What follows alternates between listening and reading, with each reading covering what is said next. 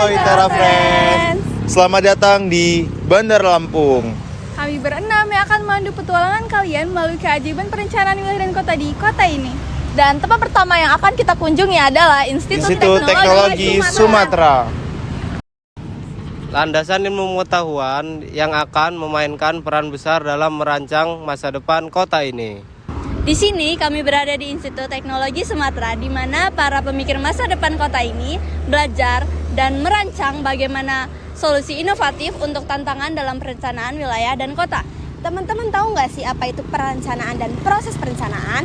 Perencanaan adalah proses merumuskan tujuan dan langkah-langkah untuk mencapainya.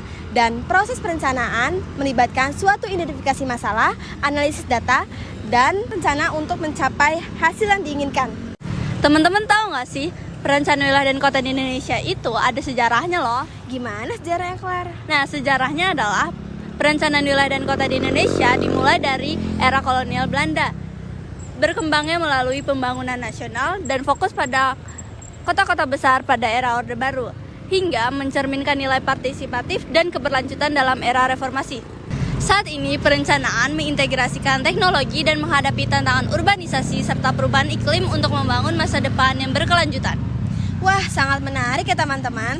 Nah, perjalanan selanjutnya akan diwakilkan oleh Wanda dan Nanda. Halo teman-teman, kami berada di tempat yang menggabungkan pelestarian warisan budaya dengan pengembangan kota. Museum ini adalah merupakan keunikan budaya dan kelestarian alam yang dapat memberikan manfaat bagi masyarakat sekitar. Sebagai perencana, kita tidak hanya memetakan kota, tapi juga merencanakan masa depan. Salah satu aspek yang penting adalah keprofesian. Peluang kerja di bidang ini sangat menjanjikan loh teman-teman. Dengan urbanisasi yang tepat dibutuhkan untuk para perencana untuk mengelola tata ruang yang lebih berkembang.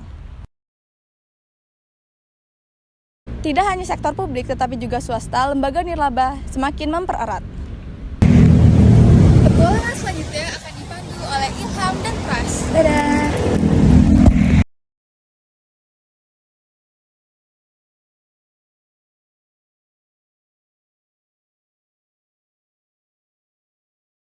Kami berada di Stadion Sumpah Pemuda. Stadion Sumpah Pemuda juga disebut dengan panggilan Pekor. Di sini merupakan tempat atau fasilitas olahraga masyarakat Bandar Lampung.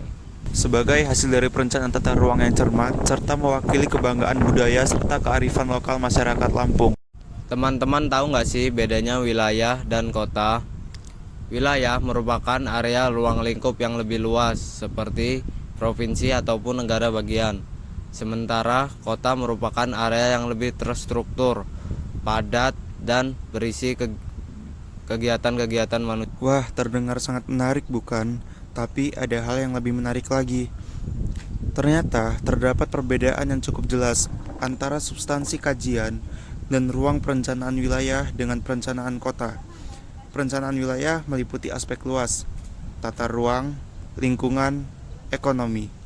Perencanaan kota fokus pada infrastruktur kota. Wilayah menghasilkan strategi ekonomi dan tata ruang. Kota membuat rencana infrastruktur dan fasilitas. Petualangan berikutnya akan dipandu oleh Wanda dan Arista.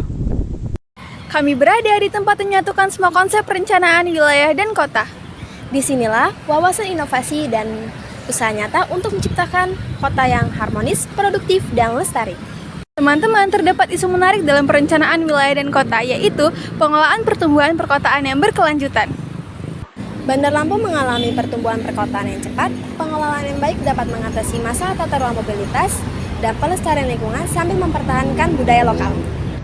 Misalnya, pengembangan transportasi umum yang efisien dan pelestarian ruang terbuka hijau di tengah pertumbuhan perkotaan.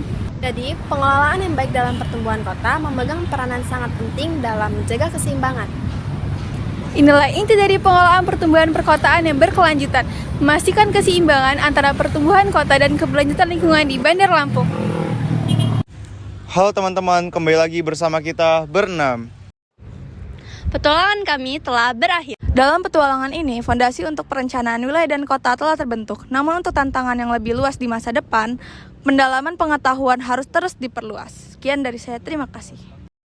Seperti pemahaman mendalam tentang aspek teknis, Kajian tentang isu-isu spesifik, pengembangan kemampuan komunikasi dan kolaborasi.